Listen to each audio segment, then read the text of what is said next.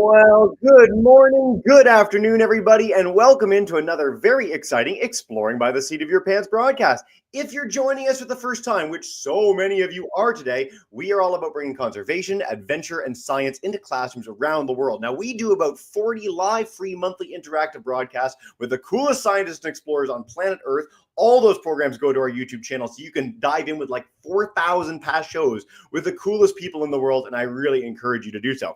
But today we have the biggest audience of our entire year, and that is thanks to our amazing partners on this program. So we are joined live today with the amazing folks at Environment and Climate Change Canada and the EcoSchools Network. Now, a lot of you are coming from the EcoSchools community, so a lot of you will be really familiar with what they do. But before I introduce our speakers today, I'm going to bring in Ryan from EcoSchools to explain a little bit about what they're all about and highlight ways that you can encourage yourselves or your friends at your school, your teacher friends, to register today. So Ryan, thank you so much for joining us again, and welcome back to the broadcast. Thanks, Jesse, and thanks so much to everyone. Great to see so many of you join us for Earth Week. I hope you're having an amazing time so far.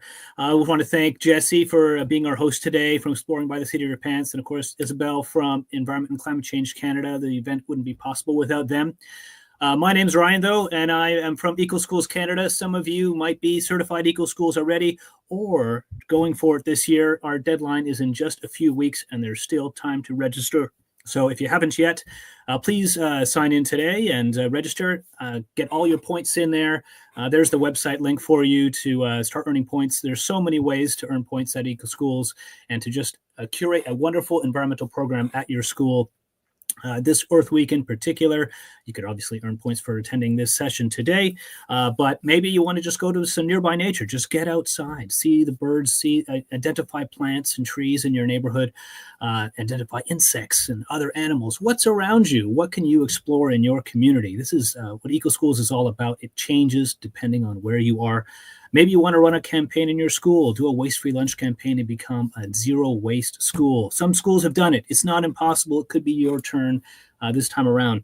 But also this year, for the second year in a row, we're having our Eco Team Awards. If you are part of a classroom that's doing some great work for the environment and sustainability in your school, or you're part of an eco team, an environmental club doing amazing things, we want to hear about it.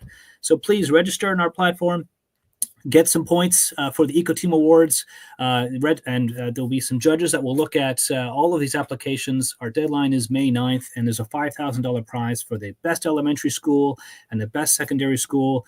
And the runner-up prize isn't too bad either. You get an indoor garden from Plantiform, really high-tech, cool, NASA-approved product that you'll have for your school to grow all kinds of vegetables and in your classroom. So with no further ado, I'll send it back to Jesse. Thanks so much, and have a great time today. Thank you so much, Ryan. We're going to make sure all our registered classes have that link. They can join in, check out the May 9th deadline. Keep that in mind if you're a class that isn't registered already. And I want to stress, when I was a boy, when I was in high school, my high school was a platinum eco school. It was one of the coolest things ever. My best friend was like the main environmental go-getter. It made so much of a difference at the school. I can't encourage you enough to join in if you aren't already. Now, today, as many of you will know, the 1,700 plus of you that have registered, we are going to talk about Guardians of Nature, a mix of Indigenous knowledge and science in action. So we've got special speakers, both from the First Nations National Guardians Network and Environment and Climate Change Canada. We're going to start off with Courtney Duqueete from that Guardians Network to dive in and tell us a little bit about the amazing work that they do before we turn it over to Emma. So Courtney, thank you so much for joining us today. Welcome to the broadcast, and you take us away. You are good to go.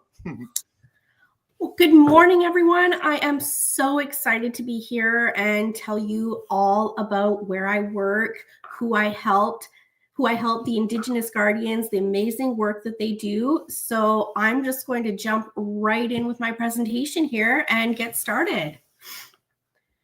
Now, first of all, a little about me. My name is Courtney Duqueete, and I grew up in Timmins, Ontario, which is on Treaty 9 territory.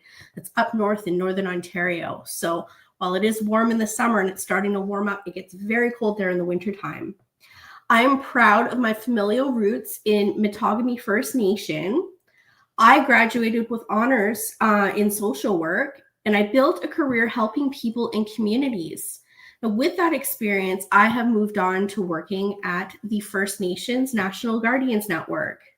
My title there, I'm the Program and Partner Relations Coordinator, but but I also jump in wherever I'm needed, and I love to help out.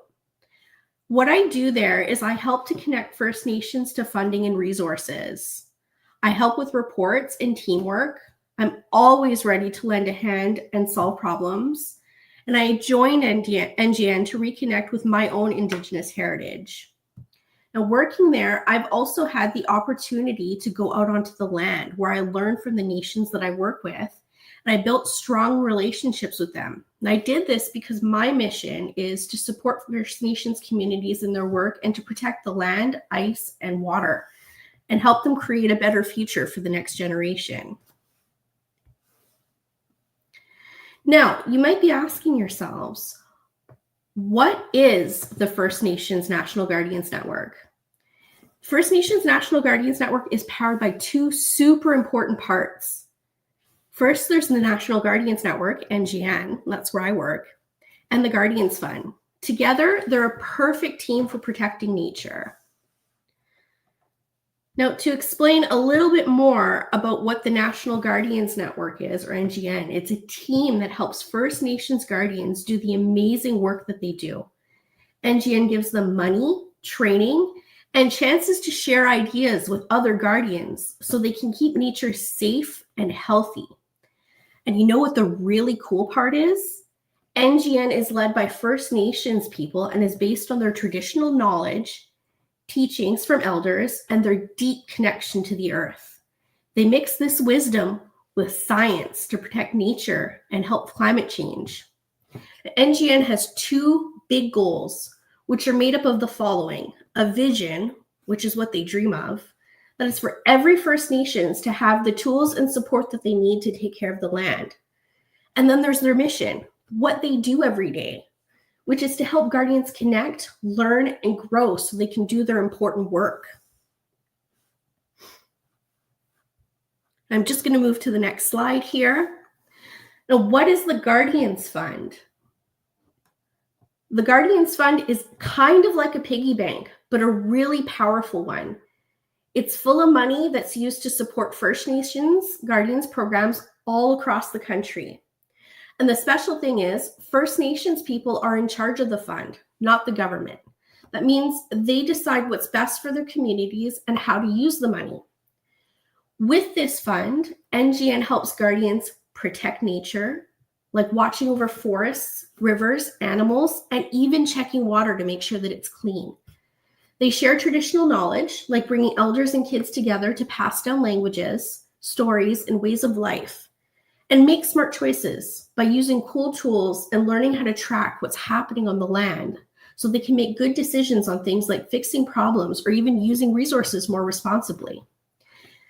Now, it needs to be mentioned that NGN could not do this amazing work without having a supportive partnership with Environment and Climate Change Canada, or ECCC. While NGN, with the guidance of the First Nations people, oversees the Guardians Fund, the dollars for the big piggy bank come from their friends at ECCC. So thanks to NGN, the Guardians Fund, and ECCC, First Nations Guardians have what they need to keep being the awesome protectors of the land for today and future generations. Now, this brings us to the main part of our presentation, the most exciting part, where I get to tell you about some amazing people called the Indigenous Guardians. Before we go any further, though, I need to stop and explain that there are three different populations of Indigenous people. There are the First Nations people, the Inuit, they live all the way up in the north in the Arctic, and the Métis. Right now, NGN works just with First Nations Guardians, but one day soon, we hope to work with all Indigenous Guardians. Now, back to the main event. Let me ask you something.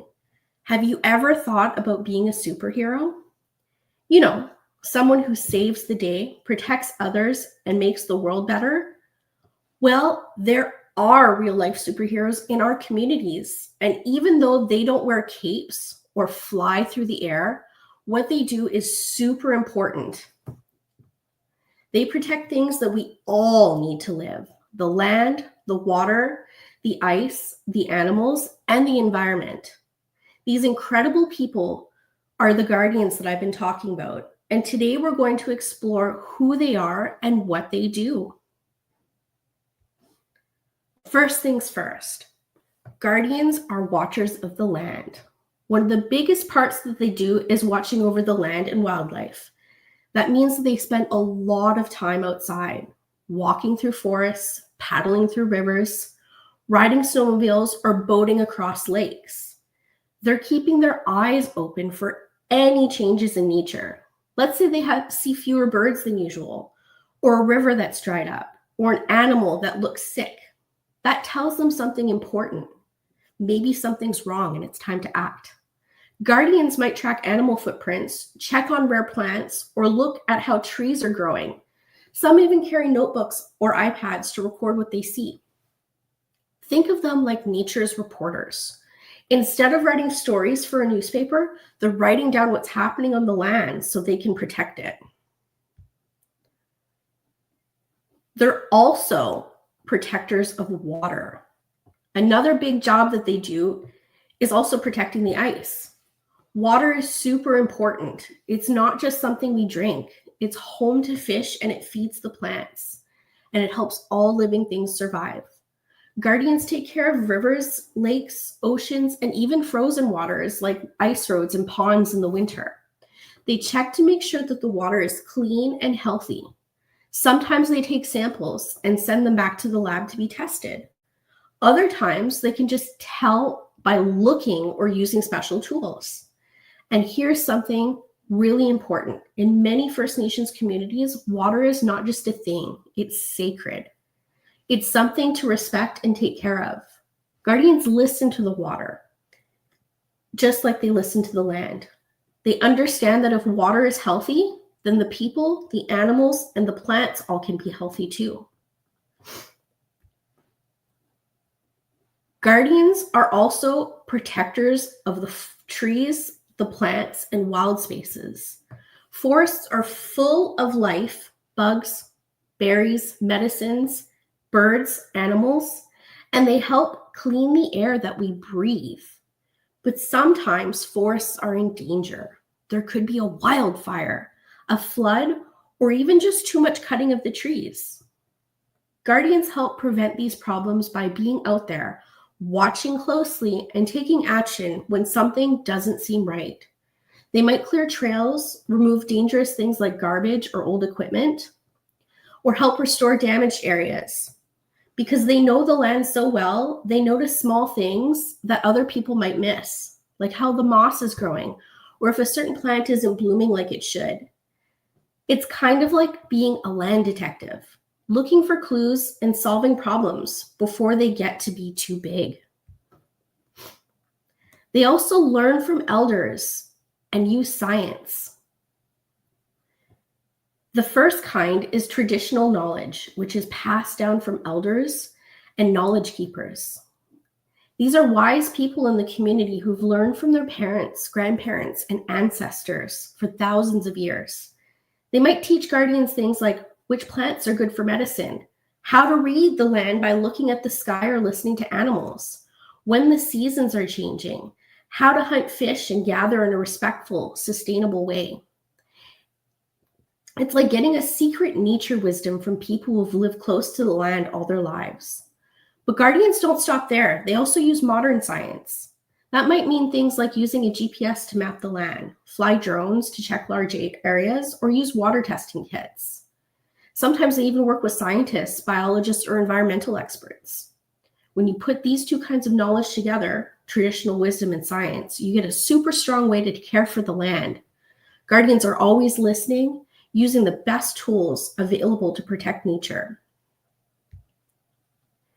And they also help their whole community.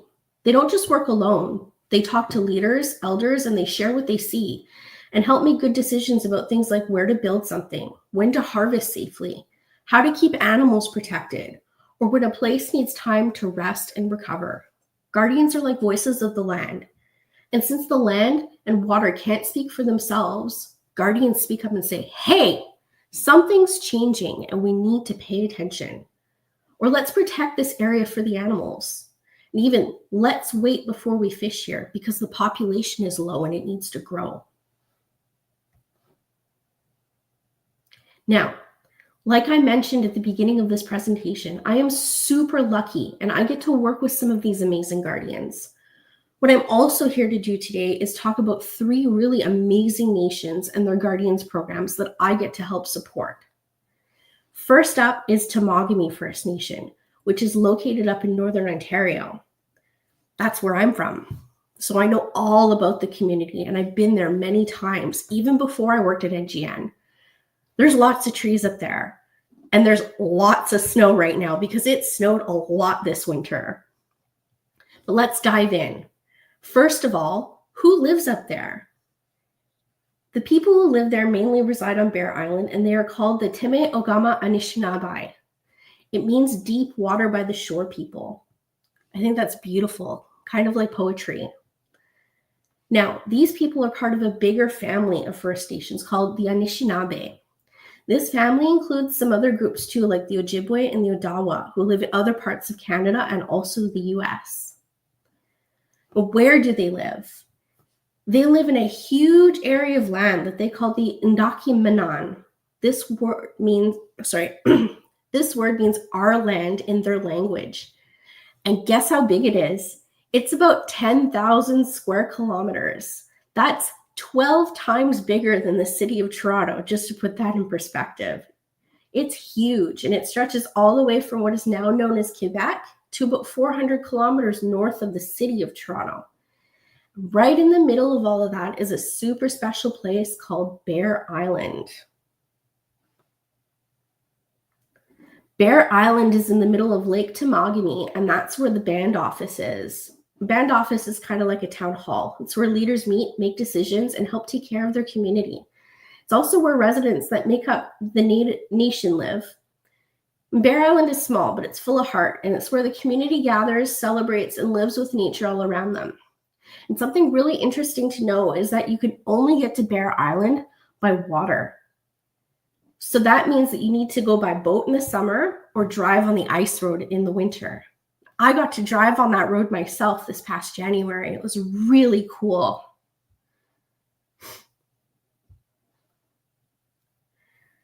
Another cool fact is that the Teme Ogama Anishinaabe are also caretakers of Ishpetina Ridge, the highest point in all of Ontario.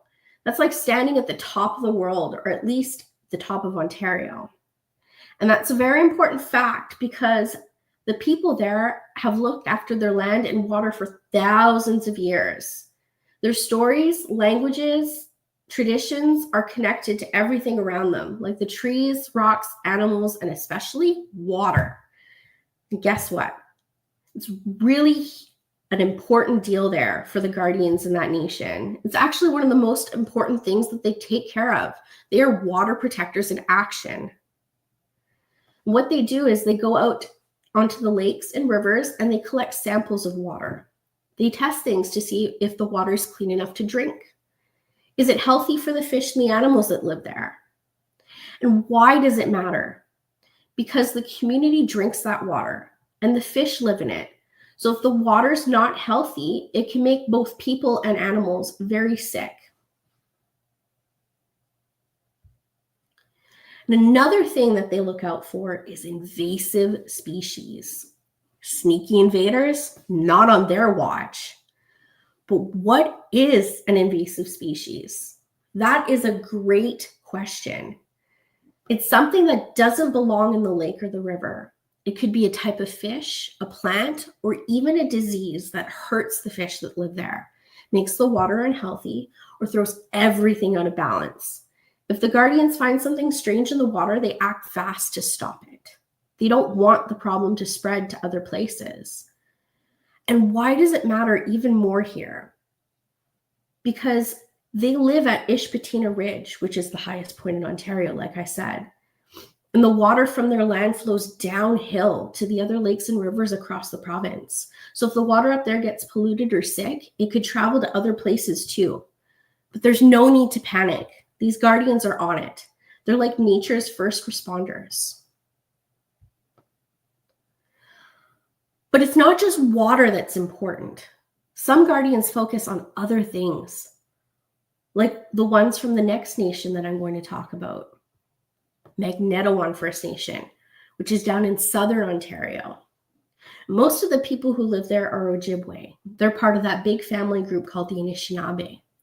That group also includes some other families that are known as the Cree, the Huron, and the Ottawa people.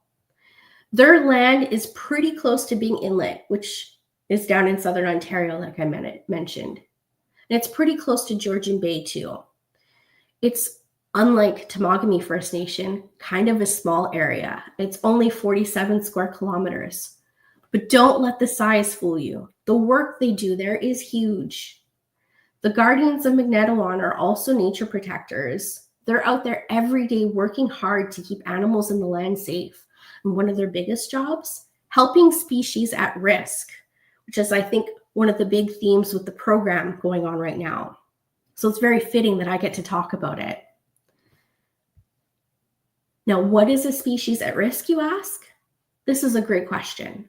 It just means that an animal is in trouble. Their numbers are going down and they need help to survive. So what do the Guardians do in this situation?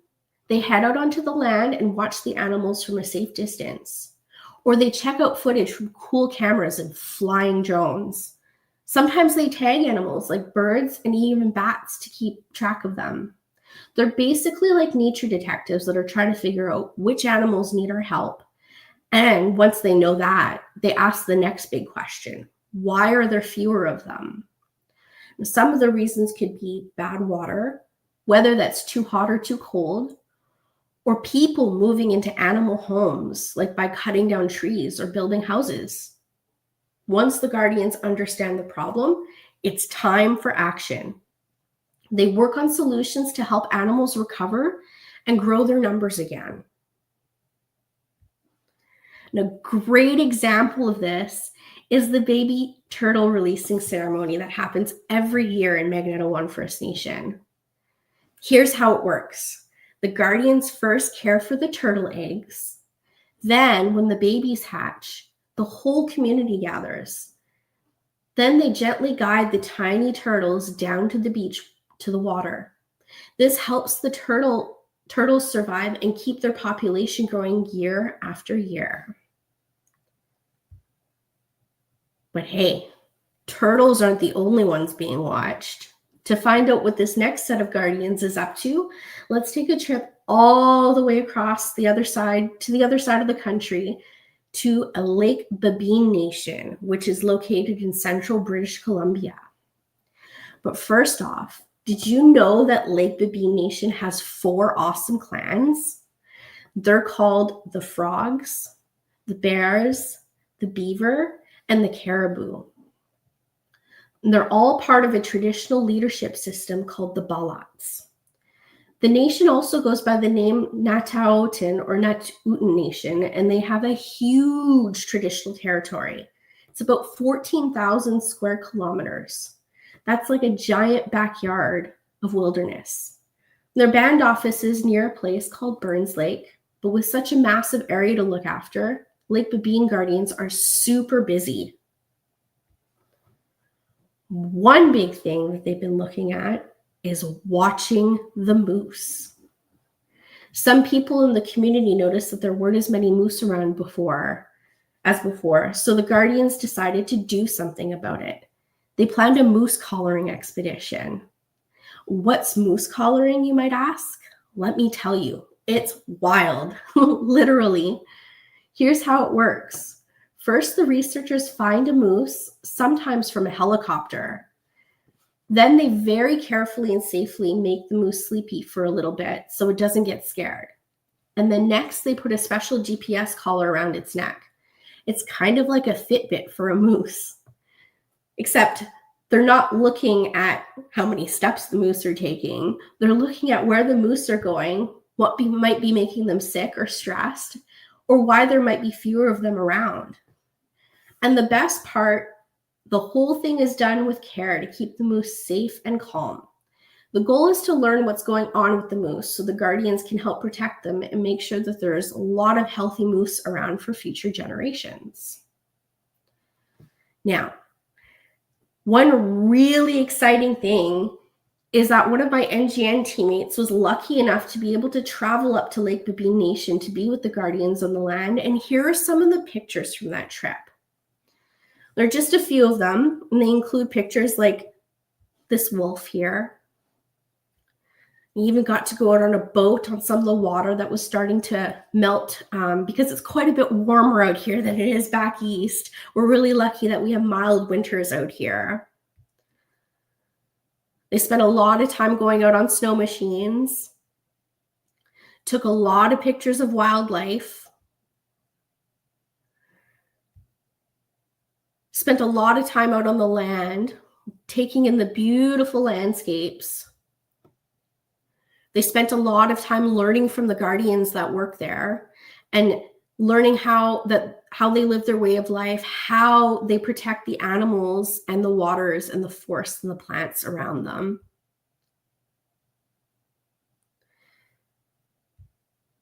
Now, finally, I could go on for days talking about all the amazing nations and Guardians that I work with. We don't have enough time today to cover all of that. So I'll end with one bit of information. Why are Indigenous and First Nations Guardians so important, and why does their work matter? Because they help take care of the planet. We only have one Earth. Guardians make sure our forests, lakes, animals stay healthy, not just today for us, but for the future. That means that our kids, grandkids, and even their grandkids can enjoy nature too. They protect culture and traditions. They carry knowledge from their elders and pass it on to the next generation. That keeps their languages, stories, and ways of life alive. They also protect the wildlife, from fish to moose to birds. Guardians help make sure animals have clean, safe homes and they don't go extinct. They're climate heroes. Guardians help fight things like pollution and climate change by keeping ecosystems strong and balanced. And maybe the most important thing, they remind all of us to respect the land that we live on. Because when we take care of nature, nature takes care of us. Ah, Courtney, what a final message. That was amazing. And you've got some great references here too, so people can learn a little bit more. I know you've got a second page of these as well, but like, what a beautiful story. Thank you so much for joining us. And I want to stress, getting to work with conservationists the world over, like community-led conservation, nature-based solutions. These are things that the world community of conservationists are doing in earnest in a big way now. And these are traditions that have gone back for thousands of years in Indigenous communities that we have in Canada and around this planet. So I'm really glad you had the chance to share a bit of that today. And thank you so much for your time, Courtney. That was great. I will say too, as we leave you in the background to bring in our second speaker du jour, if you are looking for moose, we actually have one at my university in Memorial in Newfoundland today, like literally at the door of the university, because in Newfoundland, we are inundated with moose. They're everywhere. There's probably one behind me right now. Now, in the middle of your talk, you highlighted species at risk, and it's that we want to turn to for our second speaker. Emma Pascoe, one of the most featured scientists we've ever had in the history of Exploring by the Seat of Your Pants, is back to talk about her amazing work at Environment and Climate Change Canada, and specifically the Species at Risk Act.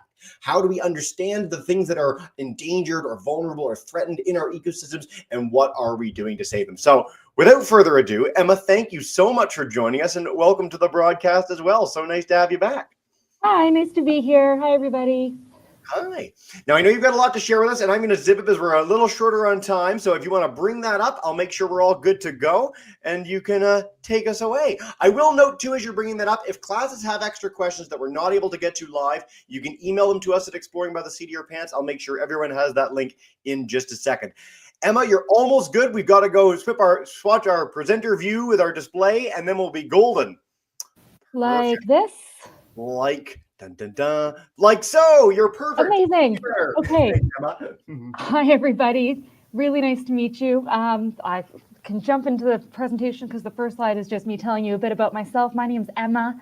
I am in, right now I'm in Gatineau, but I live in the Ottawa-Gatineau capital city of Canada. It's located on the Anishinaabe and Algonquin territory. Right now I'm in my office, which, the walls are a little bit plain. Maybe I think we need some posters.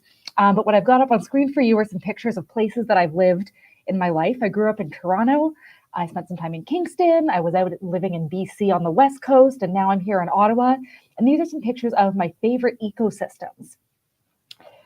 So what's an ecosystem? I'm going to tell you. So first, I'll bring us back to the idea of species at risk that Courtney did such a great job explaining to you guys.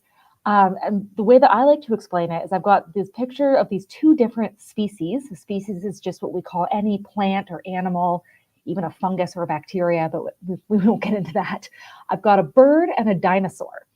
And the best way to remember what a species at risk is to think about the difference between this lovely sparrow that's just hanging out here and this dinosaur that, well, they're not around anymore. They went extinct a long time ago. And part of my job is making sure that species that are at risk of going extinct don't go the way of the dinosaurs.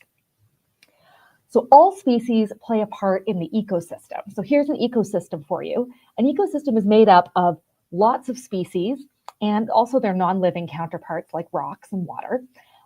This ecosystem is a woodland ecosystem pretty close to my house. We've got trees, we've got ducks, we've probably got fish underneath the lake there. And all these species play an important part of the ecosystem. And as conservation scientists, and the Indigenous guardians too, Courtney just told us all about their work, we need to make sure that all the parts of the ecosystem are thriving as best as possible.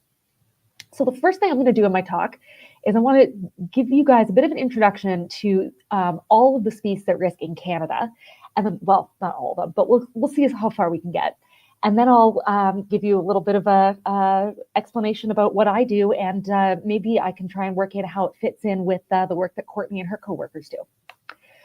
So the first species I want to introduce you to are some of our celebrities. If you were to take a second and think of a couple species who might be listed as at risk in Canada, I have a feeling you might guess these two. The first one, of course, is the polar bear, our beautiful, majestic friends up in the Arctic. They're fluffy, they're soft, they're, well, not that I would know because it's pretty dangerous to go touch one. They're cute, they're large, they're in charge, and they're on everybody's minds. Another species that I like to think of as a bit of a celebrity is the orca. You might know them by their name, killer whale, but these guys, we like to call them orcas. They live out on in our oceans, and they're in danger for a big part because of boats and people sailing boats, and that the chance of running into them or maybe making too much noise. So some other creatures that I'll show you that, might tug our heartstrings a little. We've got the monarch butterfly, who are just beautiful and spectacular, and they do this amazing migration every year from the south in Mexico and California up to Canada. We've also got some really adorable species on our list, like saw-whet owls. I think they look like little teddy bears.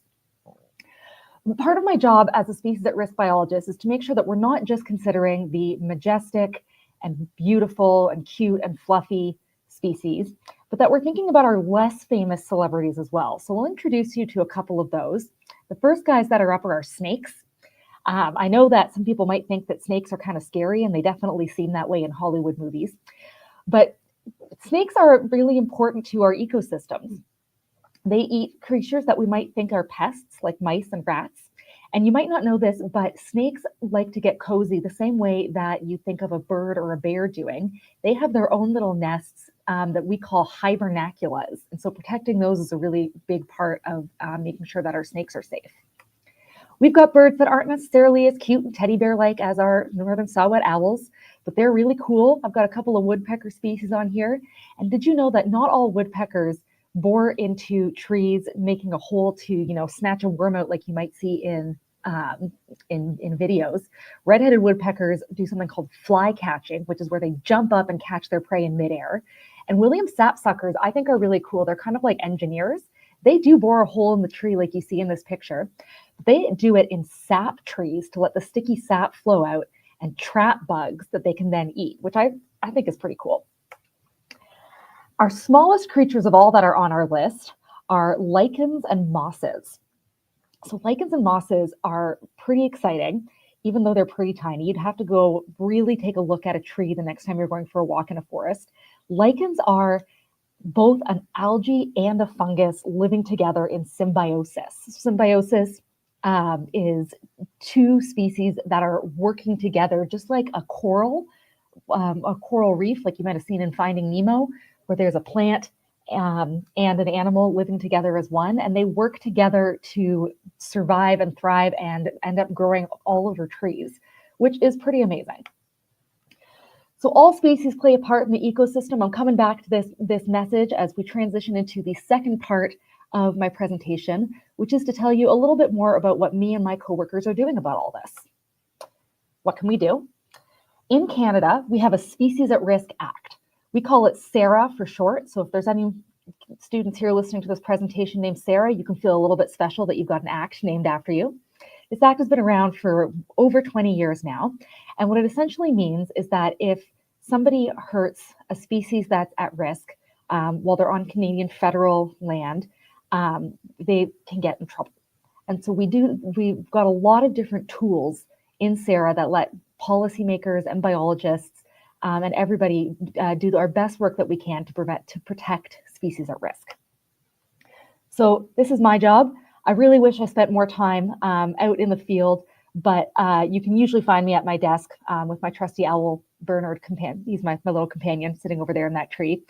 And I review recovery documents. So when a species gets added to the Species at Risk Act list, somebody has to write a report about why did it become at risk, and what are some things that we can do to make it feel better. And so me and my coworkers read these reports, and we help make them the best that they can be in order for everybody who's in Canada to be able to join us and help. So what's in these reports? Well, some of the first things we do, just like Courtney mentioned, is we think about how did that species become at risk. I think I've got maybe some similar examples that she had. Logging and wood harvesting, if we cut down the trees that a species is living in or using for food, it's going to be in trouble. Pollution, I've got a picture of some yucky sewage. If we pour things into an animal's home, it might get sick. I've got a picture of a different invasive species. This one's a fish that, like Courtney told us, they're sneaky. It's not really supposed to be there. And so if it ends up in a fish's home, it can cause all sorts of trouble.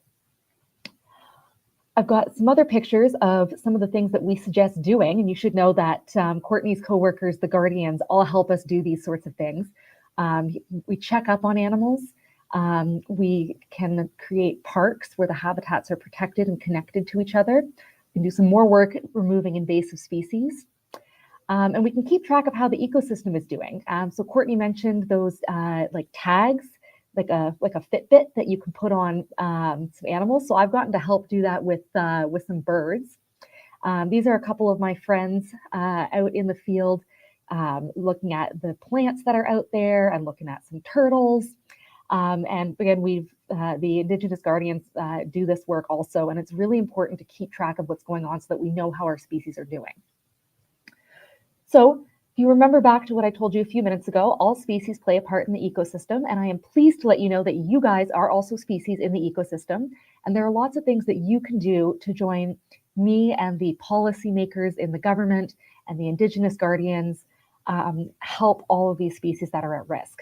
So I'll run you through a couple of examples, and then I think it sounds like we're doing a question and answer period.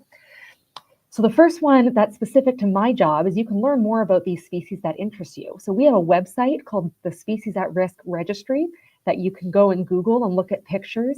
And there's a Sarah and You guide that can let you know what to do if you see one of these species in your yard. I will say that some of these reports are pretty long and not necessarily full of pictures. So I always recommend going to the library and checking out books on animals that might interest you. The librarians can definitely help you find something. You can join community science events to do this sort of work that we've talked about, where you can check out what's going on in the water or in the forest. There's a portal here that you can search your area and look for events that are going on near you. You can take a walk in the neighborhood and just bring your phone with you. There are some apps that you can download that I can talk more about that will help you take a picture of a species that you see. So that's a wood duck nearby me, and then report it. And then that helps biologists know where the species is so that we can get to work helping them. And finally, we can just do small everyday actions that make the environment a more healthy place, like recycling and using less plastic, Making sure your cats don't eat too many birds is another big one. This is Cat the cat. She's my little buddy. We have to make sure she's not snacking on any outside birds. And that is the end of my presentation. I've got one more ecosystem up there because it's my favorite. This is the ocean. That's a personal favorite of mine. But it sounds like I think I can hit it. Well, I'll let Jesse help me with the tech, but I'm going to turn it over to him. And I think Courtney and I are going to get to answer some of your questions now.